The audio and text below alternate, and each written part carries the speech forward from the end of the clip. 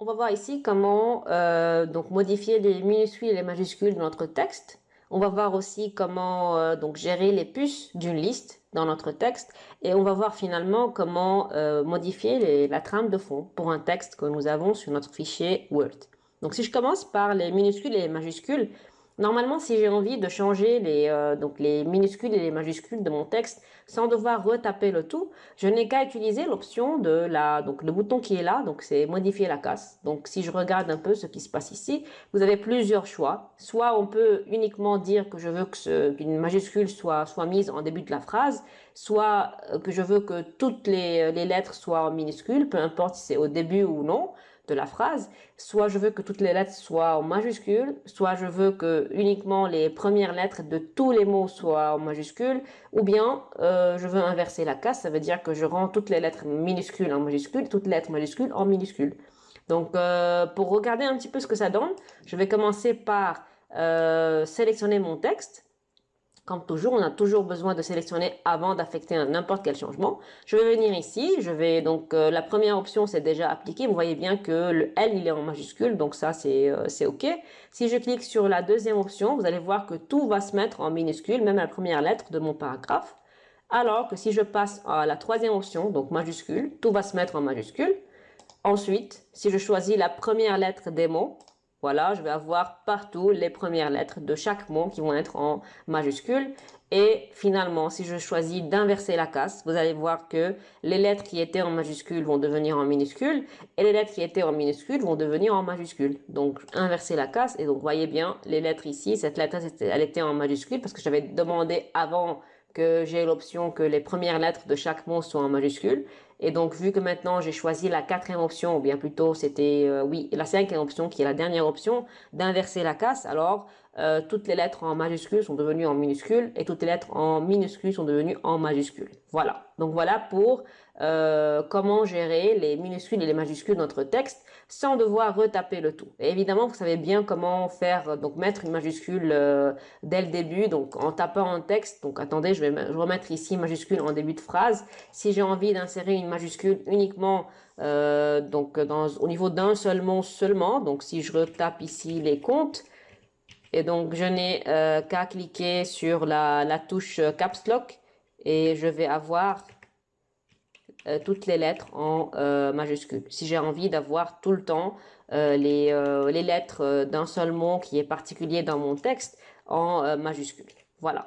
Donc voilà pour tout ce qui se rapporte aux minuscules et aux majuscules. Maintenant, si on passe à la deuxième chose de cette leçon, ça concernait les puces. Par exemple, si j'ai besoin de dresser une liste de n'importe quel thème. Donc, je clique ici sur les puces.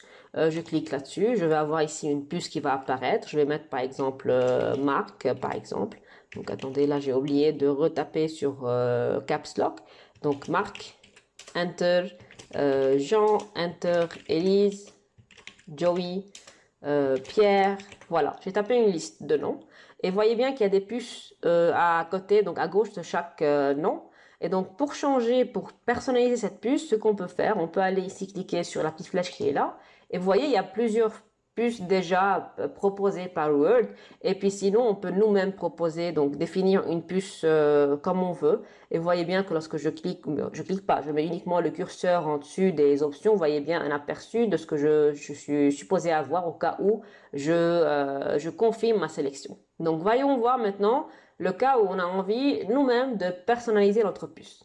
Je vais cliquer sur définir une puce et là, je peux aller soit choisir un symbole, soit choisir une image que j'ai moi-même déjà sur mon ordinateur que je peux utiliser en tant que puce. Commençons par l'option du symbole. Et donc là, vous avez vraiment une série de symboles. C'est vraiment énorme. Il y a vraiment trop de symboles. Vous n'avez qu'à choisir. Imaginons que je choisis le cœur ici. Je clique OK. Et donc voilà, vous voyez ici le cœur qui a été affecté. Si je clique OK, vous voyez le cœur qui va être affecté à ma série. Si je reviens encore une fois, cette fois-ci pour regarder la deuxième option que j'ai à disposition, c'est l'option donc de l'image. Et cette fois-ci, je peux aller sélectionner une image que moi-même j'avais téléchargée et sauvegardée sur mon bureau. Et donc, je n'ai qu'à la choisir ici. Et donc, à partir d'un fichier, parcourir. Donc, je suis allée ici sur mon desktop. Donc, voilà, desktop. Et je vais choisir ici, donc puce, je choisis celle-ci. Je vais cliquer insérer et vous voyez bien que la puce, elle est venue ici dans l'aperçu. Et ça va me permettre de voir un petit peu à quoi va ressembler mon résultat au cas où je confirme ma sélection. Donc voilà, si je clique OK, et voilà le résultat qui va apparaître ici. Donc voilà pour tout ce qui concerne les puces et comment on peut personnaliser notre propre puce et changer la forme de la puce de notre liste. Voilà, c'est encore une chose que je souhaite vous montrer. Donc c'est comment affecter une trame de fond à notre texte. Donc je vais venir taper ici un texte. Donc là, je ne vais pas insérer le tout selon une liste. Donc je vais taper un texte aléatoire. Donc et aller donc, à l'école. Donc, je suis en train de mettre un texte aléatoire, d'accord? Et puis là, je vais sélectionner mon texte. Et puis, je vais aller cliquer sur le bouton qui est là, qui est en fait la trame de fond. Et donc, si je clique là-dessus, vous allez voir qu'il va y avoir donc la trame de fond donc partout sur toute la ligne affectée à mon texte. C'est comme s'il y a un background qui a été affecté au texte. C'est pas la même chose que pour l'option qui est là, donc l'option qui va nous permettre de surligner le texte. C'est uniquement une partie du texte qui va être surlignée. Donc là, si je continue, je vais taper n'importe quoi. Voilà, il y a tout le texte, il va avoir un background qui est le bleu. Alors que si je choisis une autre couleur ici pour le surlignage, je vais avoir uniquement le mot ou bien les mots qui sont sélectionnés dans mon paragraphe qui vont être affectés par un surlignage. C'est comme si on est en train d'utiliser un marqueur pour marquer quelques mots ou bien quelques lignes dans mon paragraphe ou bien dans mon texte entier.